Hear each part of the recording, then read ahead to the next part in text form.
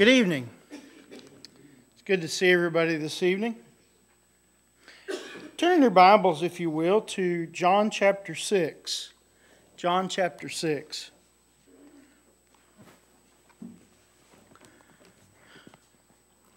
I think most of us were able to be at our vacation Bible school, and I really appreciated Steve's lesson and the theme that he did with it. He did the miracles, in particular the miracles in the Gospel of John, and given only the fact that we had 5 lessons, he left out and had to leave something out. Probably one of the biggest miracles that Jesus performed, and that's what we're going to look at tonight, to kind of, in a way, maybe complete out the study, so to speak. And that is the feeding of the 5,000. There are other miracles in the book that he wasn't able to cover and that aren't included in what we're looking at tonight. But the main signs are the ones that we went through. Interestingly enough, most of the miracles recorded by John and the ones that Steve looked at are ones that are only in John. Miracles like the Jesus raising Lazarus from the dead. I mean, that's one of the most remarkable ones, but it's only in John. And so, changing the water into wine in John chapter 2, those are both unique to John. And a lot of things are unique to John. Nicodemus is only mentioned in John, and most of the content of John itself, when you look throughout the book, most of it is unique to John. And so it makes it a very different gospel than Matthew, Mark, and Luke. But one thing that John does have in common with the other gospel accounts is the feeding of the 5,000. I don't know if you're aware, but outside of the death, burial, and resurrection of Jesus, which is in all 4 gospel accounts, the feeding of the 5,000 is the only other event from the life of Christ in all 4 Gospels. And so that makes it, I think, significant. All 4 of them saw fit in their book to record it.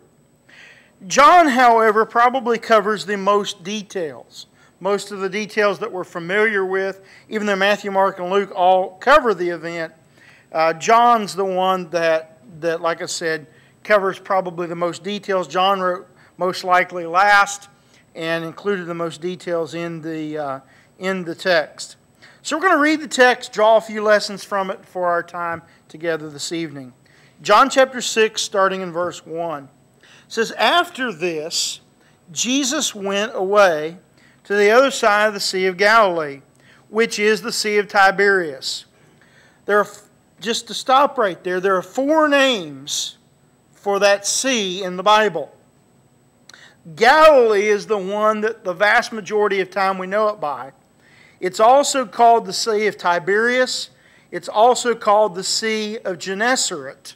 And in the Old Testament, it's called the Sea of Chinnereth.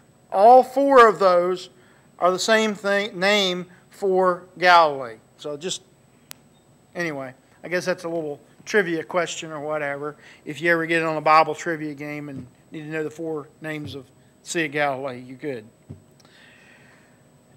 And a large crowd was following him because they saw the signs that he was doing on the sick. Jesus went up on a mountain, and there he sat down with his disciples. Now the Passover, the feast of the Jews, was at hand. Lifting up his eyes then and seeing the large crowd was coming toward him, Jesus said to Philip, "Where are we to buy bread so that these people may eat?" He said this to test him, for he knew himself what he would do. Philip answered him, 200 denarii wouldn't be enough bread for each of them to get a little. Stop right there. A denarius was roughly a day's wage. And, so 200 denarii is getting really close to a year's worth of wages. It's a lot of money. That is a large amount. And And he said you couldn't even give him a little bit with that. He asked Philip that, as the text says, to test him. Because he wants him to think about the problem. Okay? What's the problem? Well, we've got this mob coming, and we're on a mountainside. You know, they hadn't put a McDonald's on that hillside yet. And so there was no way to feed them. There's nothing out there. They're on a mountainside, and they have no options. Jesus wanted to throw the problem out there and said, okay, what are we going to do to feed these people? And Philip said, even if we had the money, you wouldn't be able to give them anything. At that point, verse 8, one of his disciples, Andrew, Simon Peter's brother, said to him, there is a boy here who has 5 loaves and 2 fish. But what are they for so many? Jesus said, have the people sit down. I've always thought it's so remarkable that Andrew even bothered. You know, there is, we find out, 5,000 men, it calls it. And so if you recognize that, you notice that, you know, that's counting men, and then you add in women and children. This is a large group of people. This could easily be 4 or 5 times 5,000, not just 5,000. I don't care whether it's 5,000 or even 50. You can't feed that many people with 5 loaves and 2 fish. And we know that. And this is a lunch for a boy. And so, you know, I was telling this story one time to some inner city children. We had the church I was at in Pensacola, Florida. We did an inner city ministry. And so we would go to the government housing projects, load up the kids and bring them to our church building. And I remember explaining this story to some kids, and they'd never heard it before. You know, we think, okay, our kids know the feeding of the 5,000. They study it in Bible class. And so these were 7 and 8, 9-year-olds, and they'd never heard this story before. And he said, oh, man. Well, one boy said, that had to have been a tiger shark. Of course, these are beach kids there in Florida. He said, that had been a big old tiger shark. He said, could you carry a tiger shark? And he said, no. I said, could you carry it in your lunch box? Take it to school? He said, no. He said, well, that had to have been a miracle. And it was just funny to see this kid wrestling with this and realizing that's the point, you know. And it was just funny, you know, because he was thinking, okay, how big a fish those 2 fish would have to be in order for there to be 5,000 people eat off of it. And it was just an exciting thing to be a part of. And it's an amazing thing when people hear the gospel for the first time or hear such a wonderful story. We lose the newness, don't we? You know, some of you may have even tuned me out when I said, oh, we're going to do the feeding of the 5,000. You're like, oh, heard it before. And you put pause on it and you're off taking a nap. You just got your eyes open. But to see somebody get this for the first time, some of you are thinking, how can I take a nap with my eyes open? Anyway. But you look at this and you think about what an amazing thing this is. And it's amazing to me that Andrew even bothered. What an amazing leap of faith that is, to even bother and say, here's 5 loaves and 2 fish. And he states the obvious. What are these among so many? What does Jesus say? Have them sit down. We're going to eat. Well, the we're going to eat is what I added in. Have the people sit down. Now there was much grass in the place, so the men sat down, about 5,000 in number. Jesus then took the loaves, and when he had given thanks, he distributed them to those that were seated. So also the fish, as much as they wanted. When they had eaten their fill and told his disciples, and this is just one of the most amazing touches put on a miracle that there ever was. Never mind the fact that there's 5 loaves and 2 fish, a small boy's lunch. You know, I kind of think of, you know, I almost think of, basically like on Long John Silver's, and you got a couple fillets, and you got your hush puppies over there, and got this little basket right there, something a little boy would carry. And they took this and had the people sit down, and he divided it and started spreading it. And one of the most amazing twists, you might say, that ever was, Jesus is concerned about leftovers and says, go around and pick up the leftovers. And what does he do? Gather the leftover fragments so that nothing will be lost. And so they gathered them up and filled 12 baskets with the fragments from the 5 barley loaves left by those who had eaten. They went from one basket to divide it, 5,000 people, and they picked back up 12 baskets of leftovers. If you don't know how that math works, you're not alone. The math doesn't work. But clearly it is a remarkable miracle. It is a miracle that is so amazing. Of all the things that Jesus did later on in the chapter, Jesus gets away from the people with his disciples, and he walks on the water in the middle of the night. He gets to the other side of the sea, and the people come looking for him. They cross the sea, they go around the sea, they go looking for him to try to find him, because you know what? There is no politician that is popular better than somebody that puts food in the pot.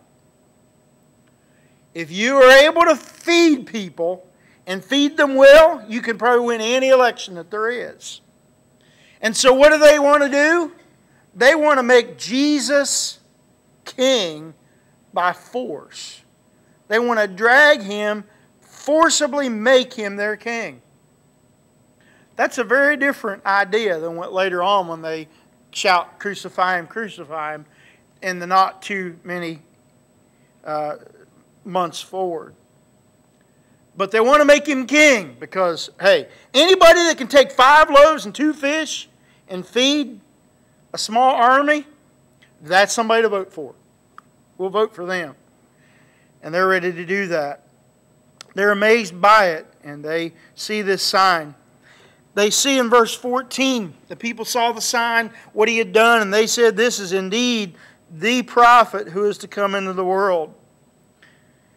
Perceiving then that they were about to come and take him by force to make him king, Jesus withdrew again to the mountain by himself. And then, like I said, it's in the middle of the night. His disciples go. He walks to them on water. The next day, they're looking for him. They want to further this idea. They want to make him king and force him to be king. Isn't that what Jesus came to do? To be king? But this is the wrong kind of king. They want to make him a physical king, an earthly king. They want to make him in charge of them in a political sense instead of the way that he wants with a spiritual sense. What can we get out of this lesson? Let's draw some things out of this and as we look at it. Jesus is willing to go out through the countryside. Jesus is willing to have the people, and Jesus was willing to have the people approach him. And that's the first thing I want us to notice. Jesus was going to use a mountainside for his pulpit. He had some interesting pulpits. He had the mountainside here in this text. He has a boat one time where he gets out in the boat so that he can be out from the shore to be away from the people, to use that as his pulpit. This time he's using a mountainside. You know, they come up the mountain to him, and with him being a little higher than they are, he's able to project his voice and they're able to hear him. And so he's able to be up there and speak to them. So Jesus has the people coming to him. Why is that? Well, Jesus is preaching the truth to them. He's kind to them. He also is doing signs. He's healing the sick. He's helping them. Jesus is not seeking anything from them, but instead he's giving to them. And so if we look in the same ways, if we come to people with love and generosity and help, not enabling them, not just giving them handouts, but genuinely care about them, then they're going to recognize that. And they're going to come to us in a similar manner, maybe not in the same level, but in a similar manner to them going to Jesus. And Jesus knew that the time was coming for the Passover, and He is looking for them to come. They want to hear Him, and they've come His way. Second thing that I want us to get out of this is how that Jesus is training His disciples. You've heard me say this before. One of the things I think that is so great about Jesus as a master teacher is that He is teaching so many different people different lessons on different levels. You look at this, there's people on this mountain that are bringing their family because, likely they think it's an interesting thing to do. What are you going to do? Well, they want to go hear what He has to say. And He's got a message for them. They all get the message, but they want to make Him king. There are those people on the mountain, the average people that largely get the message that we ultimately get. And then there are His disciples, those that are closest to Him. There's some things He wants them to get. You see, Jesus specifically turns to Philip. Maybe Philip was the one sitting closest to Him. We don't know. But He turns specifically to Philip and directly asks Philip a question. And He asks this question, where are we to buy so that these people may eat? We don't know specifically why He asked Philip, why He didn't ask Peter, why He didn't ask Judas, why He didn't ask one of the other apostles. He probably did have a specific reason why to choose Philip. But He's trying to help teach and encourage His disciple on a different level than everybody else. It's probably only Philip and the handful of disciples that are the closest that even knew Jesus said that. You see, He says that to Philip while the crowds are coming in. He's able to have a little bit of private conversation with His disciples before the crowd makes it. And so as they're making their way up the hill and kind of assembling, He turns to Philip and says, how are we going to feed these people? And so Philip comes up with his answer. He says, well, 200 denarii, I ain't even going to touch it. You see, Jesus knew the answer to the question, didn't He? He knew the answer to His question. And He's not just playing mind games. He's better than that. He's trying to encourage. He's trying to teach. He's trying to help His disciples. And whatever it was within Philip, He's trying to instill in Philip what he's about ready to do. And so He asks him, what can we do to feed these people? And they say, 200 denarii, I won't touch it.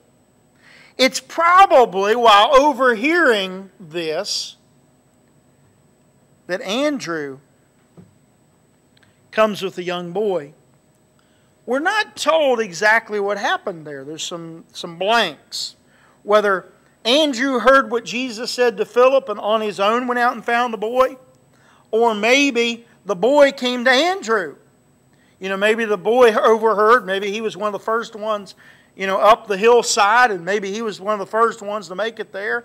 And as soon as he heard what Jesus said, he decided, I'm bringing what I've got. But at any way, the boy and Andrew met somewhere or another and brought the lunch to Jesus. Now, what is not told, but I think we can certainly suppose, that the boy gave the lunch willingly. I don't think anybody suggests that Andrew shoved him down and took his lunch. I don't think anybody believes that. So there is some way or another, whether Andrew asked or the boy willingly offered, that the lunch ends up in Andrew's hands. I doubt Jesus accepted stolen goods to feed the 5,000 with.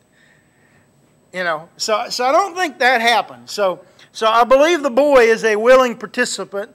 I would guess, if it's just my gut feeling, that the boy comes to Andrew in probably a childlike faith and says, "Here, mister, maybe this helps."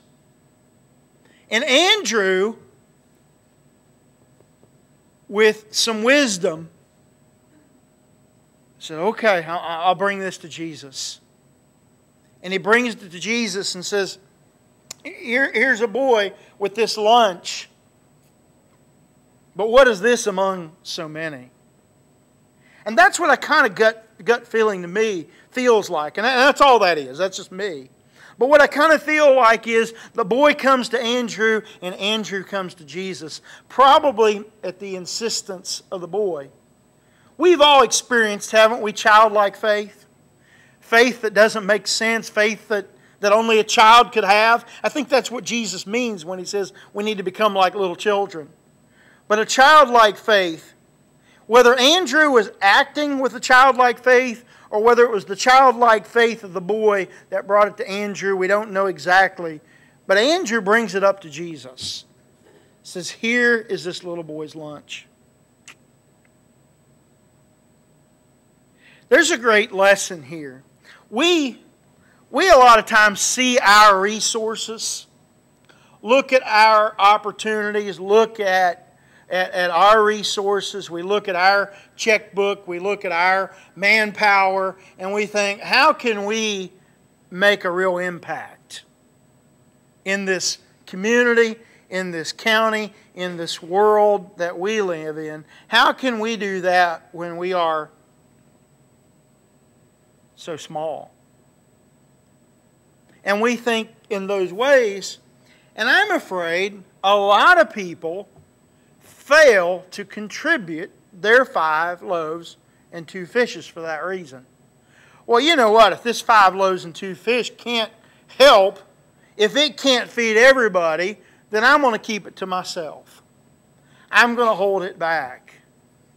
But no, not this boy, not Andrew. They brought it. Now, we're not able to perform the miracle that Jesus did. But if I bring my 5 loaves and 2 fish, and you bring your 5 loaves and 2 fish, after a while we're going to have a picnic. We're going to have something collectively together. But if we all keep our own, well then we won't have the combined effort. And so they put it in. They made the contribution. They made the effort. And we should recognize that in God's hands, God honors the work, the effort, the energy put out by His people. I don't believe He works miracles like He did in that day. I don't believe if Vacation Bible School, we buy one pizza and stick it out under on the table and expect to feed everybody. I know it doesn't work that way. We'll be sorely disappointed. But when we put forth our effort evangelistically and we start sowing the seed and we start proclaiming the truth, that God has a way of opening doors and multiplying things that we can't even envision. And He's able to do that. He may not do that with a pile of pizza, but He definitely does that with the gospel. He definitely does that with the truth. And He definitely does that with the way that we're able to reach to other people. And He's able to understand things. He's able to help us in ways that we cannot know.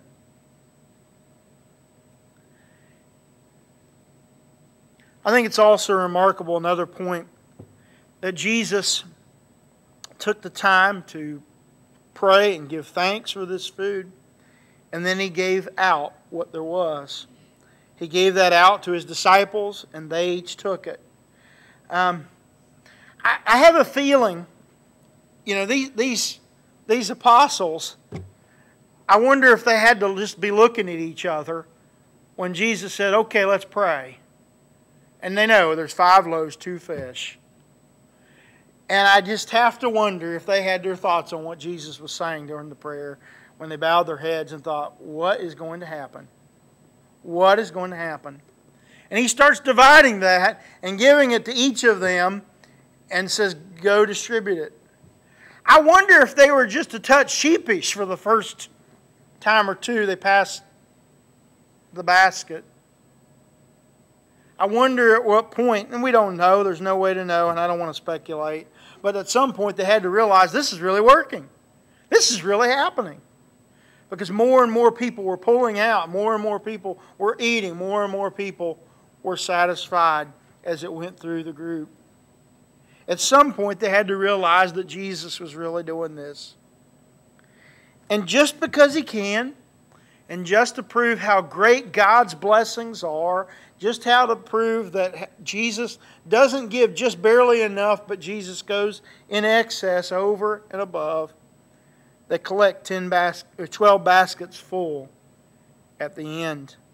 They collect 12 baskets and take up the leftovers so as to not waste anything. And the people are all amazed and said, there's a prophet among us. And from there, at the height of probably what Jesus' popularity is, I think if you look at this event and you look at the event where Jesus comes into Jerusalem, when they lay out the branches and they lay out the coats and He rides in on the donkey right the week before he's killed on the cross, that's probably the most, you might say, popular as far as the community goes. This is probably the second most popular moment in His ministry, because here are several thousand people that want to make Him king by force.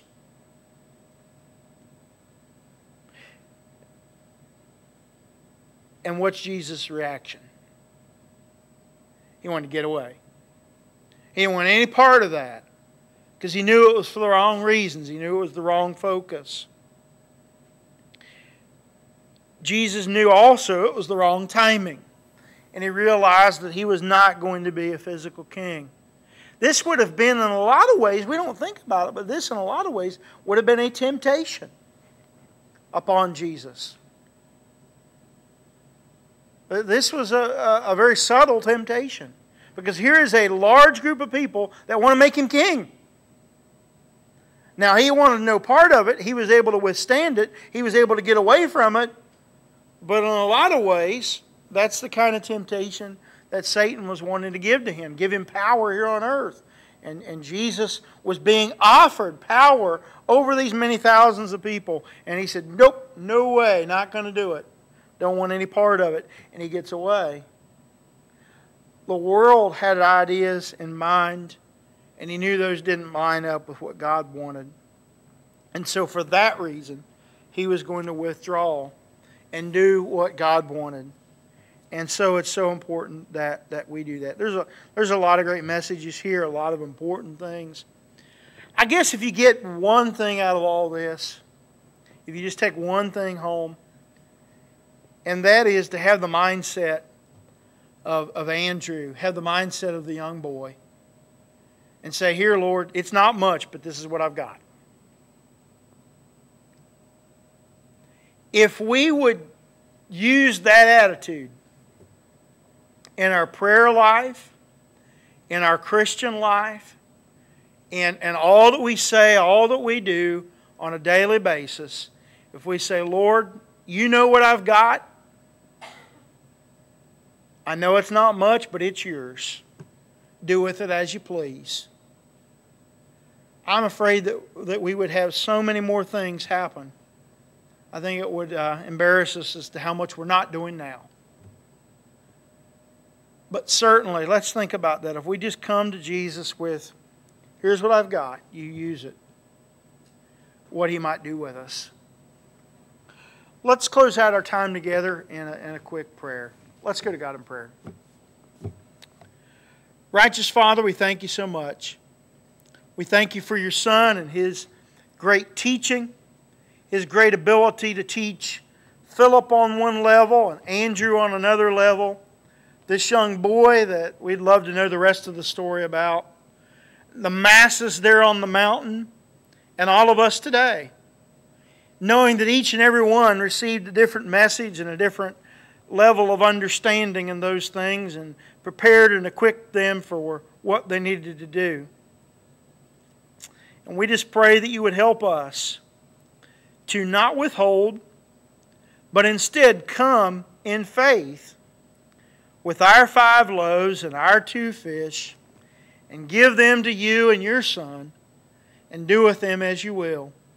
Help us to surrender our will to yours, and surrender our resources to you. It's through your Son's name we pray. Amen. If you are not a Christian tonight and want to become one, want to give your life to Him, please come tonight and do that. If you are a Christian and you need to come for prayers for one reason or another, we want to give you this opportunity. Would you come while we stand and sing?